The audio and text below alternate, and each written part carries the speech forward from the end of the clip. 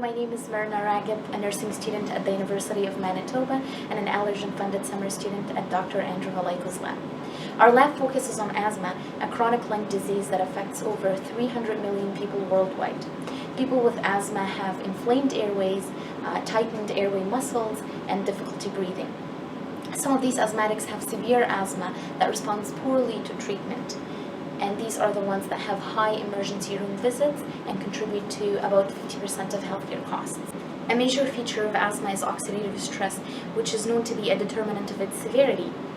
Oxidative stress actually occurs due to the exposure to air pollution and environmental allergens. A novel and a remarkable finding in our lab is that oxidative stress, or environmental allergens, cause the production of oxidized lipid molecules known as OXPCs in the airways of humans. 2 summers ago, I started working in the lab to explore more what the role of OXPCs is in airway cells. My project involved culturing airway muscle cells, exposing them to OXPCs, and then learning about what happens in the cell. What I found is that OXPCs increase the production of a lot of inflammatory molecules, such as prostaglandins, leukotrienes, which are common targets of asthma medications, and a lot of other inflammatory molecules. However, we had little knowledge about how OXPCs interact with the cells and what happens that leads to the production of these inflammatory molecules. So this summer, I spent my time looking at which receptors and proteins are likely involved in OXPC signaling.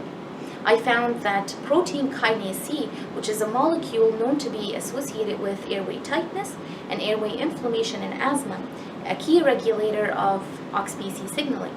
I also found that OXPCs are likely interacting with a lot of receptors, which include epidermal and fibroblast growth factor receptors. This information is crucial to understanding how oxidized lipids can contribute to what happens in asthma. What we can do with this knowledge in the future is to inhibit one of the molecules involved in OXPC signaling and stop the downstream inflammatory response in the airways. We can also use this knowledge to inform the process of moving simvastatin to clinical trials in the future. And simvastatin is a lipid-targeting drug that we have shown in our lab can stop the generation of oxidized lipids in the airways of mice. During the summer, I've witnessed how to develop a complete research project and also helped in drafting a manuscript outlining our research experiments and findings. This incredible research experience as an undergraduate student has helped me become a critical thinker who's able to ask relevant questions, analyze data, and communicate my research findings. Also, the skills and the knowledge I've gained over the past 3 years can enhance my clinical nursing practice in the future.